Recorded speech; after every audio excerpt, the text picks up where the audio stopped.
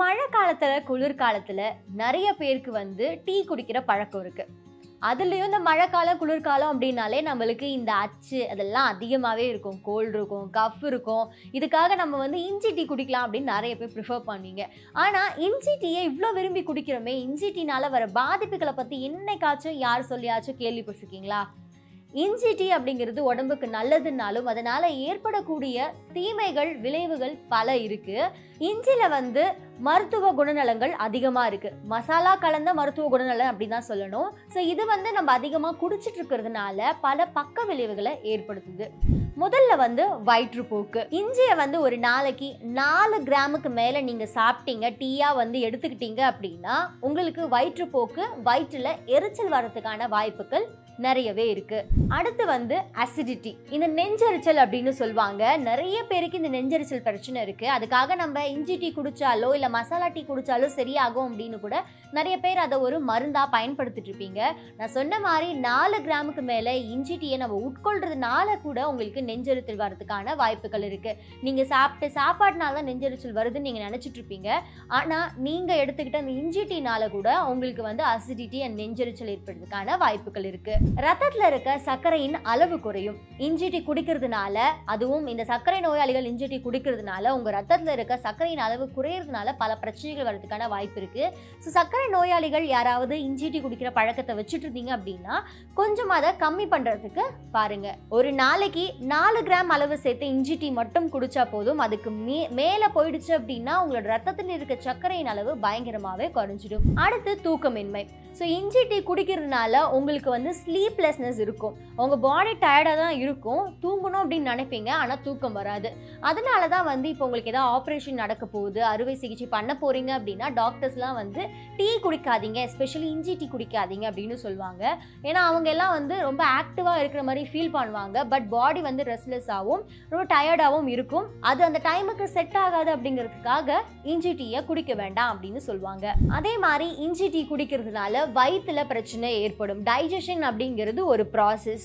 எப்போவுமே வந்து நம்ம அதிகமாக சாப்பிட்டுக்கிட்டே இருந்தோம், சாப்பாடுக்கான டைஜஷன் ஸ்பேஸ் நம்ம கொடுக்கல அப்படின்னாலே அது ஒபிசிட்டிக்கு நம்மளை கொண்டு போய் தள்ளிடும். ஸோ நம்ம சாப்பிட்ற சாப்பாடு எவ்வளோ சாப்பிட்றோமோ அந்த அளவுக்கு அதுக்கு வந்து டபுள் மடங்கு நம்மளுக்கு டைஜஷனுக்கான டைமை கொடுக்கணும்.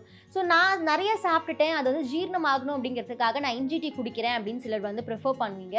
ஆனால் இஞ்சி டீ குடிக்கிறதுனாலையும் அது எரிச்சலை ஏற்படுத்துமே தவிர அந்த இடத்துல ஆகக்கூடிய அந்த ப்ராசஸை ஸ்டாப் பண்ணுமே தவிர நீங்கள் சாப்பிட்ட அந்த ஃபுட்டை வந்து டைஜஷன் ஆகவே அது விடாது. ஸோ அதனால வயிறு சம்மந்தப்பட்ட பிரச்சனைகள் வரதுக்கான வாய்ப்புகளும் இருக்கு. அதே மாதிரி கால் பிளாடர், நம்ம பித்தப்பை இருக்கு இல்லையா, அந்த பித்தப்பை கல் வரத்துக்கான வாய்ப்புகளும் நிறையவே இருக்கு. பித்தப்பை கல் பிரச்சனைங்க இருக்கிறவங்க வந்து இந்த இஞ்சி டீயை குடிக்கும் போது உங்களோட பித்தப்பையில அதிகமான நீர் சுரப்பு ஏற்பட்டு அது உங்களுக்கு வலியை கொடுக்கக்கூடிய அளவுக்கு இந்த இஞ்சி டீ பண்ணிடும். அடுத்ததா கர்ப்பிணி பெண்கள். கர்ப்பிணி பெண்கள் வந்து இந்த இஞ்சி டீ குடிக்கிறதுனால உங்களுக்கு குமட்டல் ஏற்படும். சிலர் வந்து ப்ரெக்னெண்ட்டாக இருக்கும்போது வாமிட் அதிகமாக பண்ணுவாங்க. ஸோ அதனால இஞ்சி டீ குடித்தா நல்லா இருக்கும், வாமிட் பண்ணுறவங்களுக்கு இந்த எதமாக இருக்கும் அப்படின்னு நினச்சி குடிப்பீங்க. அது வந்து உங்கள் குழந்தைக்கும் வந்து நல்லது கிடையாது, அந்த குழந்தையோட உடலுக்கும் அது நல்லது கிடையாது. ப்ளஸ் உங்களோட வயிற்றுலையும் அது சில சேஞ்சஸை ஏற்படுத்தி உங்களுக்கு வாமிட் வர செய்யும். அதே மாதிரி கொமட்டோ ஒரு சென்சேஷனோடையே நீங்கள் இருப்பீங்க. ஃபைனலாக வந்து ரத்த அழுத்த பிரச்சனை இருக்கிறவங்க, சிலருக்கு வந்து இந்த ரத்த அழுத்த பிரச்சனை இருக்கும்போது உடம்பு படபடப்பாக இருக்கும். திடீர்னு ஏதாவது சத்தம் கேட்டாலோ இல்லை ஏதாவது நடக்குது அப்படின்னு நீங்கள் ஃபீல் பண்ணும்போதோ வந்து பயப்படுவீங்க, கை கால்லாம் நடுங்கும், பதட்டமாக இருக்கும். ஸோ இஞ்சி டீ குடிக்கிறதுனாலையும் இந்த ரத்த அழுத்தம் பிரச்சனை இருக்கிறவங்களுக்கு இந்த படபடப்பு அதிகமாகும். ஸோ இஞ்சி டீ குடிக்கிறதுனால உடம்புக்கு நல்லது தான், அதில் பல மருத்துவ குணநலங்கள் இருக்குது அப்படின்னு நினச்சிட்டு இருந்த உங்கள் எல்லாருக்குமே இந்த வீடியோ ஒரு ஷாக்கிங்கான வீடியோவாக இருந்திருக்கும் அப்படின்னு நினைக்கிறேன். ஏன்னா இத்தனை நாள் வந்து இஞ்சி டீ குடிக்கிறது நல்லதுன்னு சொல்லி கேள்விப்பட்ட நம்மளுக்கு இஞ்சி டீனால பக்க விளைவுகள் வருது அப்படின்னு சொல்லி கேள்விப்படுறது கொஞ்சம் ஆச்சரியமாக தான் இருந்திருக்கும். ஸோ இது உண்மைதான்.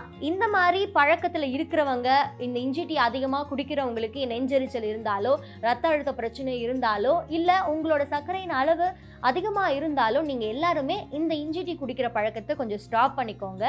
என்னதான் வந்து மருந்தாக இருந்தாலும் அளவுக்கு மீறினால் எல்லாமே வந்து நஞ்சு தான். இன்னும் இந்த மாதிரியான ஹெல்த் பற்றி, பியூட்டி பற்றி, ஜாப்ஸ்ன்னு சொல்லிட்டு பல வீடியோக்கள் பார்க்க சமயம் தமிழை சப்ஸ்கிரைப் பண்ணுங்க.